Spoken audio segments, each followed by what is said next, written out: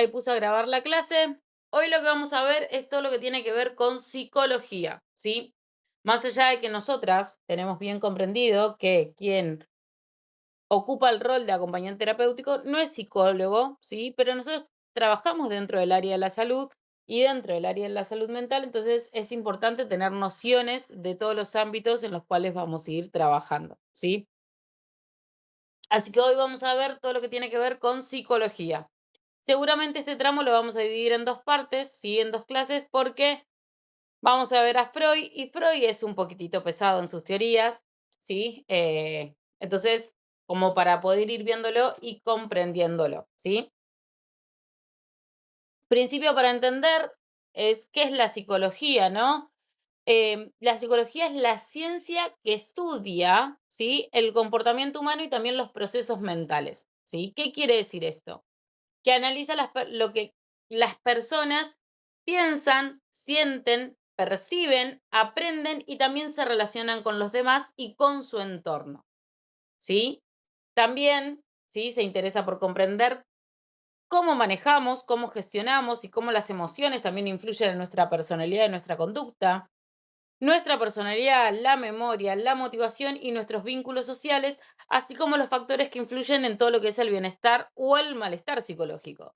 Lo que busca la psicología es que nosotros tengamos un equilibrio. Desde más una perspectiva terapéutica, la psicología lo que busca es comprender y acompañar todos los procesos subjetivos, que subjetivo es esto de cómo yo, desde mi historia personal y lo que voy atravesando, voy interpretando la realidad que me acontece, ¿sí? La subjetividad es algo muy particular porque no hay dos subjetividades iguales, ¿sí? Cada persona tiene su propia subjetividad, ¿sí? Por ejemplo, si yo tengo, a mí, por ejemplo, en mi caso particular, a mí los gatos me dan miedo. Ahora, de repente, a otra persona puede ser que tenga perrigato, no, ¿cómo se llama? Gatijos, ¿sí? La subjetividad es esta manera en que nosotros interpretamos, ¿sí? Todo lo que tiene que ver como lo que vivo y siento. Entonces, todo lo que vivo y siento lo voy a interpretar de una manera única. ¿Por qué? Porque lo que vivo y siento es desde mi personalidad y desde lo que yo fui construido, ¿sí? Y a su vez, el cómo yo vivo y siento va a influir en mi comportamiento y decisiones, ¿sí? Así visto de grandes rasgos, la subjetividad es este conjunto de percepciones, de valoraciones, de conceptualizaciones que son propias de cada persona y que a su vez influyen en mi manera de ser, ¿sí?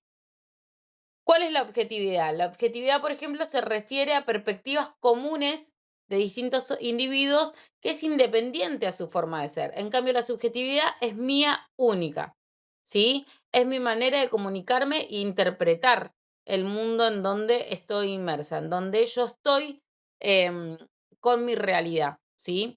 Lo que hace la psicología, ¿sí? Es esto de comprender y acompañar estos procesos de cómo yo interpreto mi realidad explícitamente desde mi forma de verlo, ¿sí? ¿Qué es lo que acompaña la psicología? Es a favorecer ese desarrollo personal, la expresión emocional y también la construcción de recursos para afrontar las dificultades que van surgiendo en la vida cotidiana, ¿sí? Pero todo esto, ¿de dónde surgió? Vamos a ir muchísimo más atrás porque antes de que nosotros hablemos de psicología, no existía, ¿sí? Previo a Sigmund Freud, que es ahora quien vamos a conocer, solo se consideraba que el estudio de la salud mental era desde lo que expresaba el cuerpo. Entonces, antes de Freud y que encima que sea considerado lo que proponía Freud, se consideraba a todas las personas que estudiaban a la mente como alienistas. ¿Por qué alienistas? ¿Por qué creen que se podría llamar alienistas?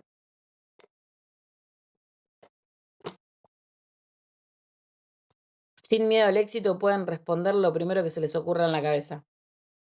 E incluso si después ustedes quieren seguir investigando, lo que sea, en Netflix había una película que hablaba todo una serie, que hablaba todo del comienzo de la psicología. Los alienistas, ¿sí? Surgen en Francia a fines del siglo XVIII durante la época de la Revolución. Se dedicaban todo lo que tenía que ver a la alineación mental, que es como un término antiguo para referirse a todos los trastornos mental.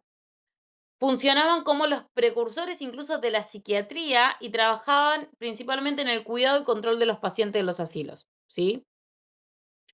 Sigmund Freud y Carl Jung, ¿sí? Que después lo vamos a ver, fueron los primeros personajes que se asociaron a los alienistas proponiéndolos como algo que realmente era una ciencia, ¿sí?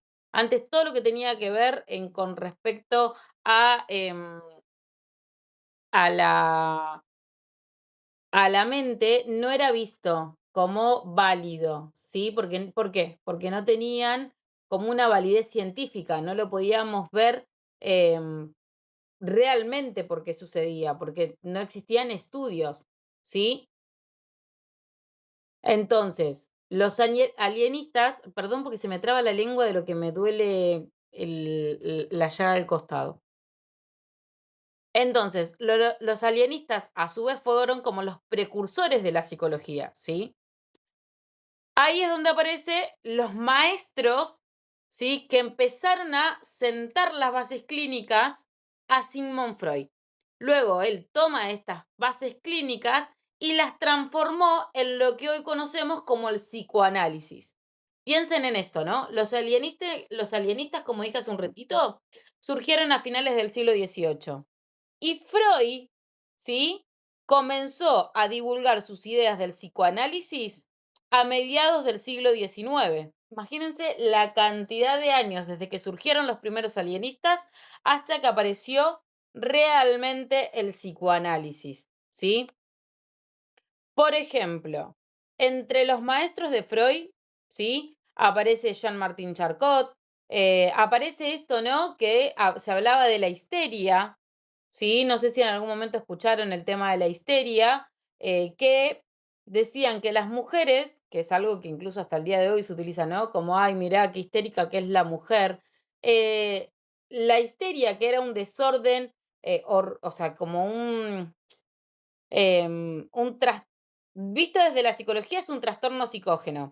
Ahora, en un momento, desde la antigüedad se creía que los griegos, el movimiento del útero, que luego producía la semana de ovulación, era una enfermedad que se le llamaba histera, ¿sí?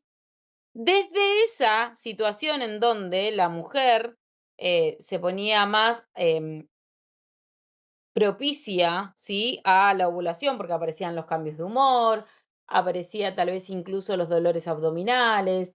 Aparece en el siglo XIX Jean-Martin Charcot junto a Sigmund Freud y comienzan a estudiar la histeria como una afección de la mente y no del cuerpo. Hasta que de repente Freud, que es ahí donde empieza a entender de que había algo más allá de lo físico, propone, o sea, esto de que la histeria, ¿sí? Era la manera en que el cuerpo manifestaba todo aquello que tenía reprimido, deseos o traumas, ¿sí? Entonces, pensemos que la histeria, que es donde aparece Jean-Martin Charcot, el precursor de enseñarle a Freud, decía, aparecen síntomas físicos en las mujeres: dolores, ceguera temporal, desmayos, problemas al hablar, ¿sí? Sin un daño físico real. Tenían mucho dramatismo, ¿sí? Es algo que después va a ver Freud, que dice que constantemente el ser humano vive en una telenovela, ¿sí? Un dramatismo. Necesidad de atención y cambios rápidos de humor. Freud empieza a utilizarlo, ¿sí? Como la mirada a el principio de la visión del psicoanálisis, ¿sí? ¿Hasta ahí vamos bien? Entonces, todo comienza con los alienistas y con Charcot infundando, o sea, poniendo la semillita con la histeria en la cabeza de Freud. Freud, Sigmund Freud, considerado el padre del psicoanálisis, nació en 1856 y falleció en 1939 y como dije, en esa época no existían los psicólogos. Tenías que ser un médico. Freud fue un médico neurólogo austriaco, ¿sí? Y considerado el padre del psicoanálisis porque fue quien creó el psicoanálisis, lo cual hasta el día de la fecha es una de las teorías más influyentes para comprender la mente humana, la personalidad y los procesos inconscientes. Freud nace el 6 de mayo de 1856 en Moravia, lo que es la actual República Checa, y que en ese momento formaba parte del Imperio Austrohúngaro.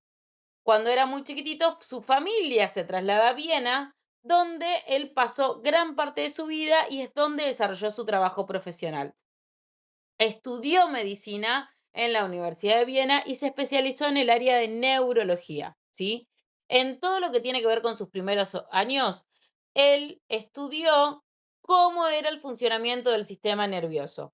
Pero con el tiempo comenzó a interesarse por el origen psicológico de algunos síntomas que no tenían una causa física evidente.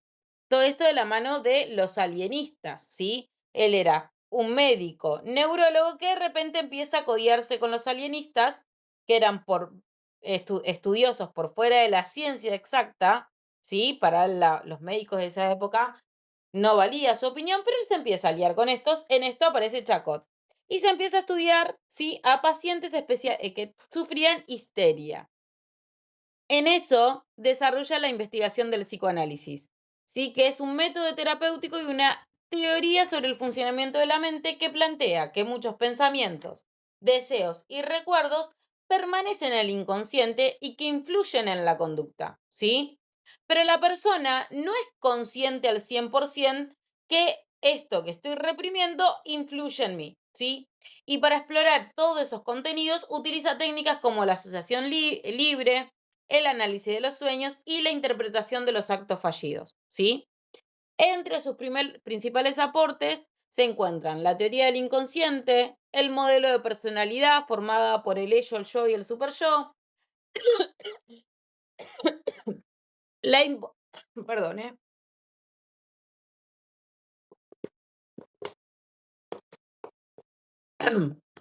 la importancia de todo lo que eran las experiencias infantiles para la formación de la personalidad, que, o sea, todo lo que decía él, todo lo que nosotros vivimos en nuestra infancia, reprimido o consciente, va a formar nuestra personalidad incluso hasta siendo adultos, ¿sí? Y el desarrollo del psicoanálisis como un método terapéutico. Freud tiene muchísimos libros, ¿sí? Muchos dentro del marco de publicaciones científicas, pero uno de sus grandes libros es La interpretación de los sueños, que es considerada una de sus obras más importantes.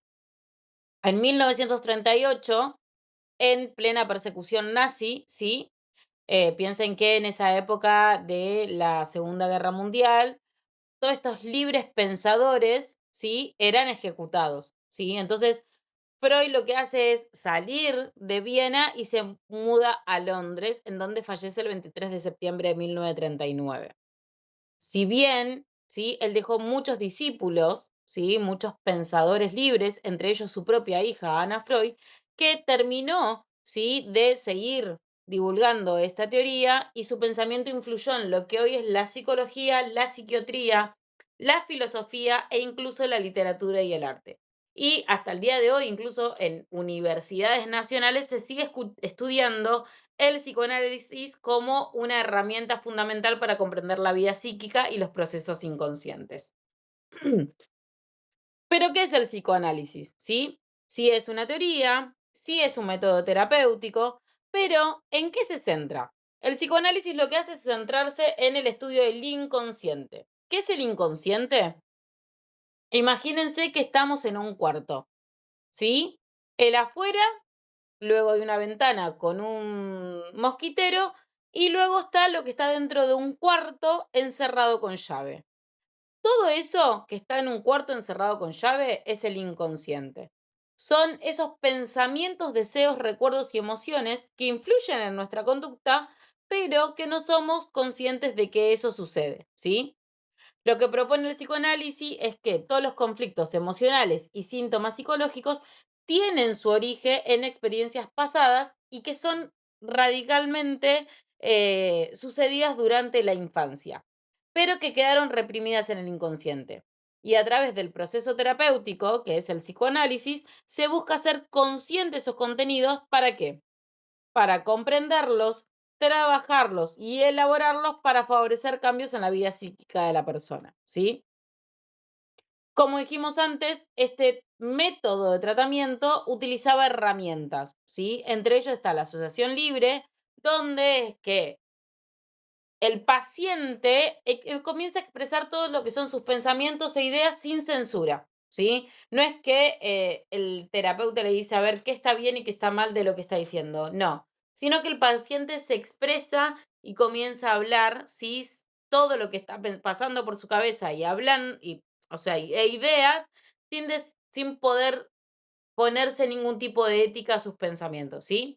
Luego está la interpretación de los sueños, que considera como la vía de acceso al inconsciente, el análisis de actos fallidos, ¿sí? Que son esos como cuando íbamos al colegio y le decíamos, ma, ay no, perdón, seño. Bueno, esos actos fallidos chiquititos pueden revelar deseos o conflictos ocultos según la mirada del psicoanálisis y la relación terapéutica, donde aparecen fenómenos como la transferencia. La relación terapéutica es, en nuestro caso, desde el acompañado hacia el acompañante, pero así en todo espacio de que tenga un marco terapéutico, ¿sí?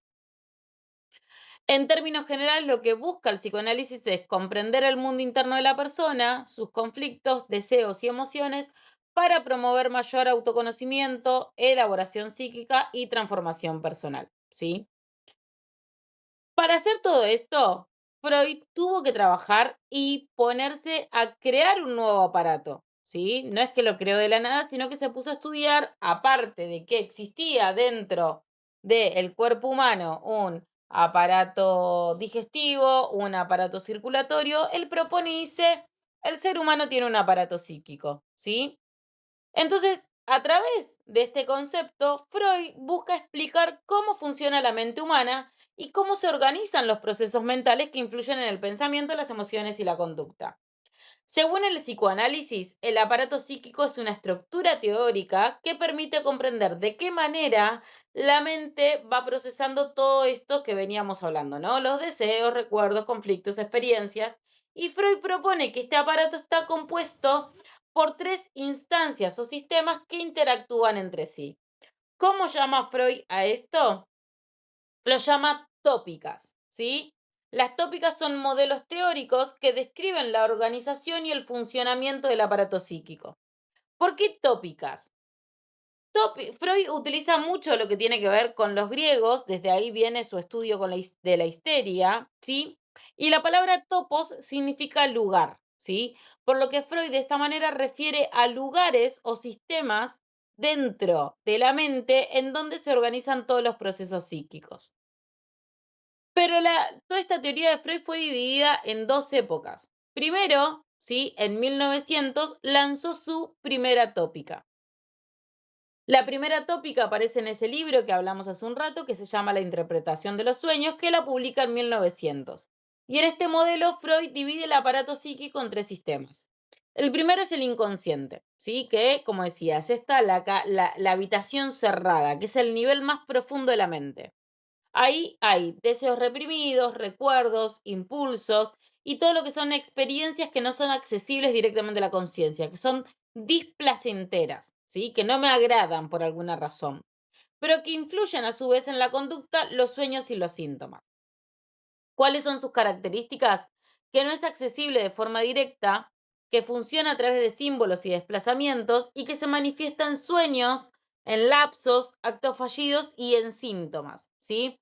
Esto es, por ejemplo, cuando dicen, todo lo que no empezás a hablar te repercute en el cuerpo. No sé si vieron, por ejemplo, no sé, videos ahora en internet, ¿no? Que es súper masivo, que dicen, todo lo que no puedes decir te duele en la panza. Que si estás enojado te duele la cabeza.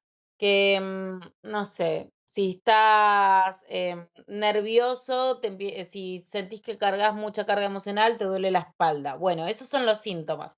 Estos síntomas, según Freud, venían de situaciones del inconsciente que nos generaban tanto displacer que no la trabajábamos. Pero en eso Freud dice, también está el preconsciente, que es ese nivel intermedio entre el inconsciente y la conciencia.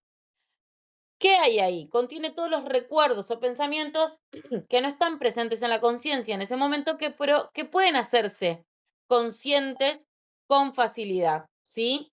Y funciona como puente entre el inconsciente y lo consciente. El consciente es ese tercer nivel en donde se encuentran los pensamientos, percepciones y sentimientos que la persona se da cuenta en el momento presente. ¿Qué quiere decir eso? ¿Qué es lo que está aquí ahora, lo que puedo ver, lo que puedo sentir, lo que es realidad, ¿sí? Y está relacionado con todo lo que es la atención y la percepción. Si nosotros pensamos en el ello, en el consciente, inconsciente y preconsciente, pensamos en niveles, pero la realidad es que todo eso interactúa entre sí de manera dinámica y no por niveles, ¿sí? No es que si estoy en el ello, no, si estoy en el consciente no puedo ir al no, todo es como un gran revoltijo ahí adentro de nuestra cabeza.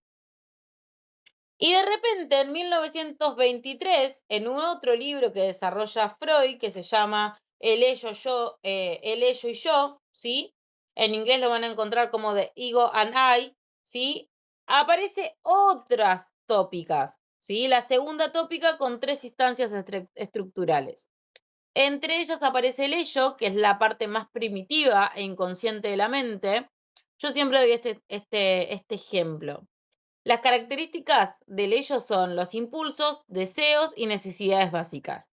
Y se rige por esto de buscar una satisfacción inmediata, ¿sí? Y a su vez él considera que es la fuente de la energía psíquica. Cuando pensamos en el ello, pensamos, por ejemplo, en los bebés.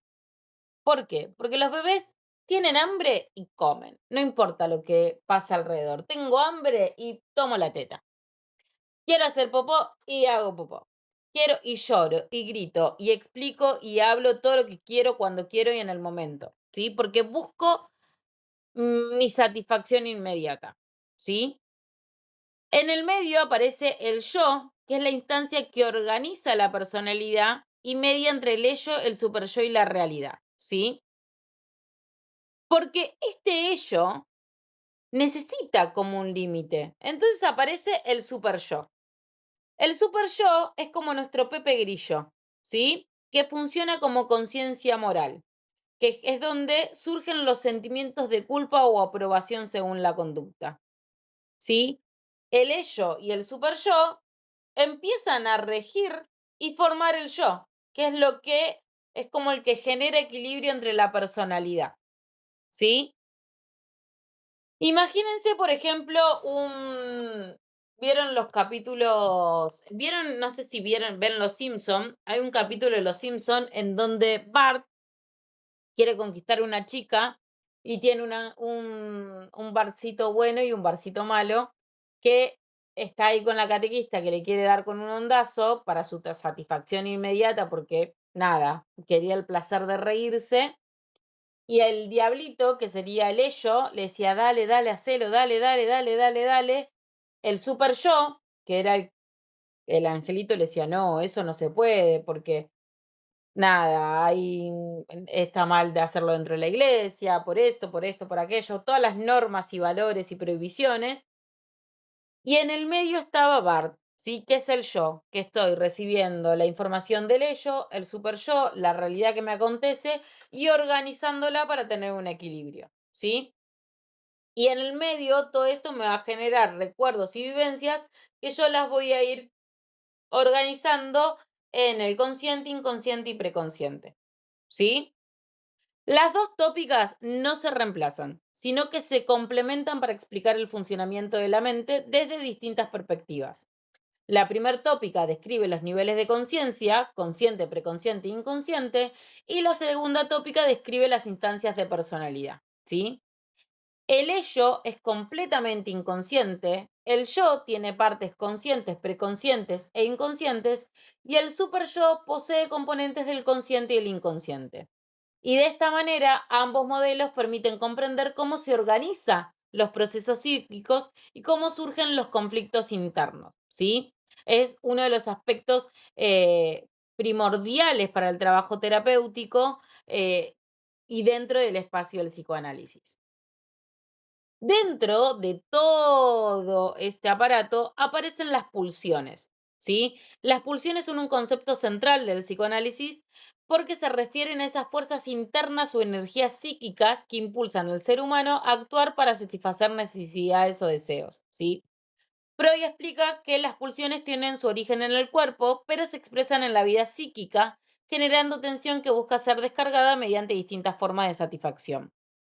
Las características de las pulsiones, ¿sí? Es que Freud describe que tiene 4 elementos que componen a esa pulsión. Primero es la fuente, que es el origen corporal de la pulsión, es decir, la necesidad o excitación que surge en el organismo. El empuje, que es la fuerza o energía que impulsa a la persona a actuar para satisfacer esa necesidad. El objeto, que es eso mediante lo cual la pulsión logra su satisfacción, y la meta o fin, que es la satisfacción o la descarga de la atención que produce la pulsión. Y Freud distingue dos grandes de grupos de pulsiones, ¿sí? Una es la pulsión de vida, eros, ¿sí? Que están relacionadas con la conservación de la vida, el amor, el vínculo, la sexualidad, busca unir, crear, preservar la vida. Y luego tenemos todo lo que son las pulsiones de vida, tánatos, que se relacionan con tendencias destructivas o agresivas que puedan dirigirse hacia uno mismo o hacia los demás. Así como lo anterior, las palabras eros y tánatos, eros es el dios de la vida griego y tánatos es el dios de la muerte en la mitología griega, ¿sí? Siempre haciendo referencia a que Freud traía mucho de esto, ¿no? De la filosofía griega dentro de sus teorías. Las pulsiones forman parte del ello y dentro del aparato psíquico generan conflictos con las normas sociales o morales representadas por el superyo.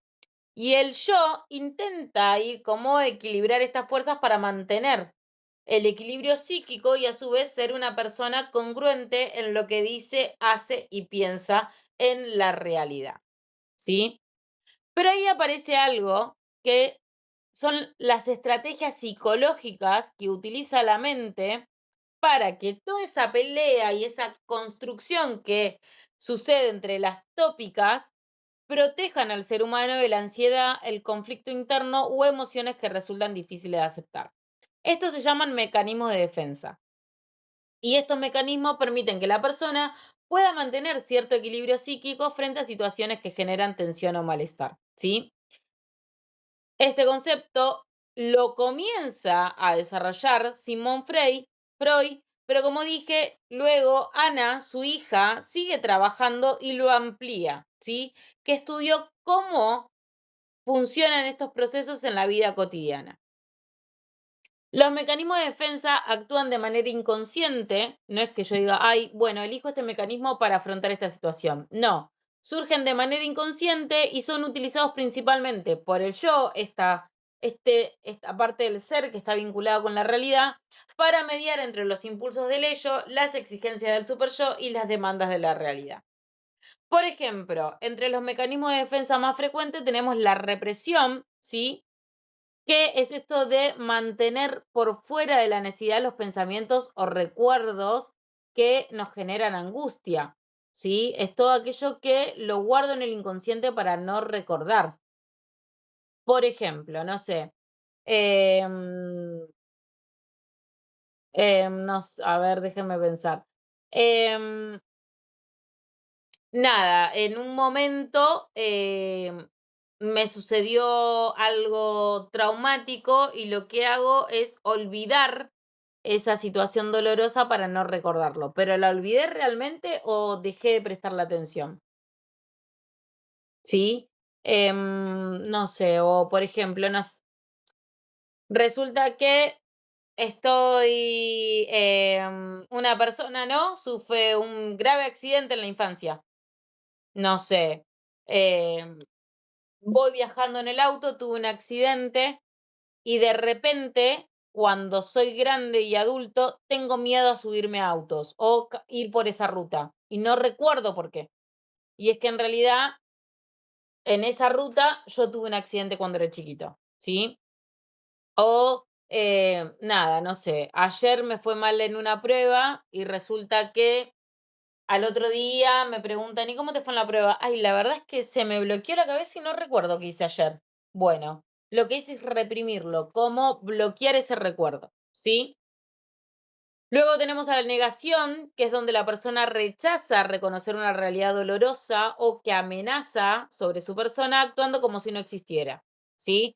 Por ejemplo, esto sucede mucho, ¿no? El que fuma. Está con los pulmones por el piso y cuando le decís, che, pero ¿por qué no dejas de fumar? No, ¿no ves que te está haciendo? No, pero si el cigarrillo no es tanto daño. Es el clima que me está haciendo mal, ¿sí? Em, Sucede mucho incluso en nuestro espacio cuando de repente a alguna familia se le dice, mira, hay este diagnóstico y que la persona afirma que los médicos seguramente se equivocaron y empiezan a buscar otras miradas profesionales. Y voy a la otra, no, porque esa no tiene matrícula. Y voy a no, porque esa me trató mal. Y siempre tengo el mismo diagnóstico, pero yo sigo en esa búsqueda de un nuevo diagnóstico que me sea placentero para mí. No porque no suceda, ¿sí? Esos diagnósticos existen, sino que eso es tan doloroso que yo lo niego, no existe. Están erróneos el resto. Luego tenemos la proyección, ¿sí? Que se atribuye esto de, o sea, yo tengo sentimientos y lo atribuyo a otra persona, ya sean sentimientos, pensamientos o deseos propios que yo no quiero aceptar de mí mismo, ¿sí? Por ejemplo, em, yo vengo re enojada acá y trato a todo el mundo mal, y no sé, Gise me contesta mal y digo, ¿ves? Por eso yo me pongo de mal humor, porque ella vino de mal humor. Ella se está portando mal. No, en realidad que yo vine enojada y hice que todo el mundo se ponga de mal humor. Pero prefiero transferir que todo el resto está de mal humor y que están enojados conmigo por eso, a yo hacerme cargo de que vine con ese mal humor, ¿sí? Esa es la transferencia. Luego tenemos la racionalización, que lo que intenta es explicar una conducta o situación mediante argumentos lógicos para evitar reconocer esa su verdadera causa emocional, ¿sí? Por ejemplo, no sé, reprobé en un examen y digo, no, ¿sabes por qué reprobé? Seguramente el profe hizo preguntas que no estaban bien redactadas. Seguramente si yo lo llevo a otro profesor, va a ver que las preguntas están mal redactadas y que mis respuestas estaban bien, ¿sí?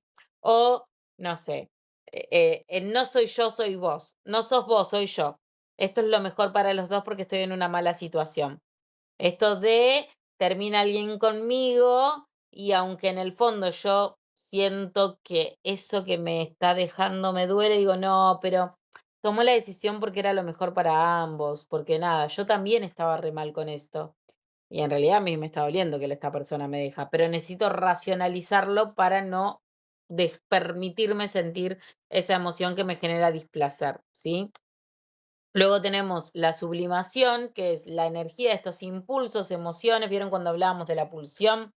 ¿Cómo puedo canalizarlo para realizar actividades creativas, productivas o que sean socialmente valoradas? Por ejemplo, no sé, eh, ¿vieron lo que hizo Tini cuando estuvo muy mal en una situación súper depresiva porque su papá estaba a punto de fallecer y bla, bla, todo lo que le había pasado con Tinelli? ¿Ella qué hizo? Lo sublimó toda esa angustia en vez, más allá de llorar y sufrir, esa angustia la transformó en una canción, ¿sí? O yo siempre pongo en ejemplo a J.K. Rowling porque me encanta Harry Potter, pero gran parte de todas sus situaciones traumáticas, ella la transformó en fantasía para escribir un libro de arte. Así hay como, no sé, bailarines que lo expresan físicamente o una persona que siente mucho enojo y agresividad, practica boxeo o artes marciales para que la disciplina del arte marcial también lo organice psíquicamente y pueda canalizar su energía.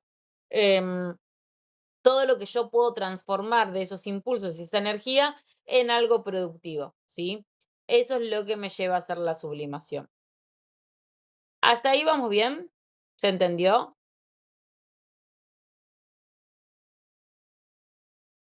En eso, nosotros también tenemos algo que decíamos ahí arriba, que también servía para trabajar dentro del psicoanálisis, que son la transferencia contra y contratransferencia, ¿sí? Por ejemplo, la transferencia es ese proceso en el cual una persona proyecta, ¿vieron cuando hablábamos de proyección en los mecanismos de defensa? Proyecta en el terapeuta ¿sí? En este caso, en los acompañantes, porque esto es una transacción que también se puede dar en este marco, todo lo que son sentimientos, emociones, expectativas o formas de relación que originalmente pertenecen a otro vínculo significativo de su vida, ¿sí? Especialmente la infancia. Por ejemplo, es cuando de repente acompañan a una abuela mayor, ¿sí? De repente ella se siente en confianza y demás, y empieza a transferir como así me gustaría tratarme, o sea, tratar con mi hija, o con mi nieta, o con mi hermana, ¿sí? Todo lo que puede ser de esta situación, todo lo que representa los sentimientos, emociones, trasladarla al terapeuta porque esa persona no está presente físicamente y sí está el acompañante, ¿sí?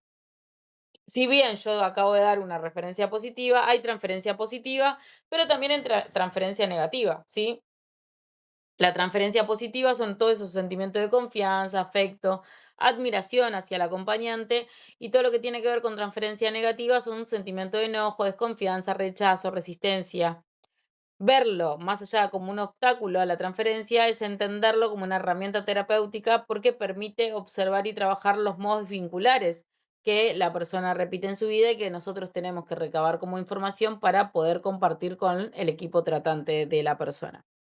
Luego, por otro lado, tenemos la contratransferencia, que es lo que las emociones, reacciones o respuestas que nosotros como acompañantes experimentamos frente al paciente durante el proceso terapéutico, ¿sí? Y que estas respuestas pueden pasar por la historia personal del acompañante, las características de ese paciente o lo que el paciente deposita en el vínculo terapéutico.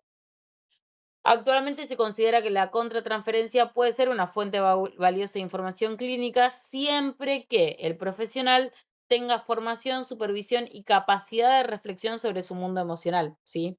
Que aún así podamos tener una distancia. ¿Qué es esto? La distancia óptima.